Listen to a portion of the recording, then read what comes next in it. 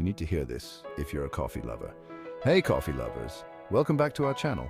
Today, I'm excited to share a unique twist on your favorite cold brew coffee. We're infusing it with fresh herbs.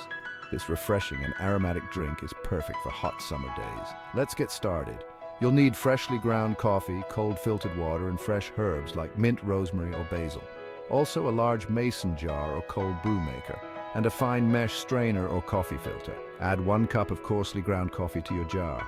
Pour in 4 cups of cold filtered water and stir gently. Now add your fresh herbs, mint for a refreshing flavor or rosemary and basil for an aromatic twist. Seal the jar and let it steep in the refrigerator for 12 to 24 hours.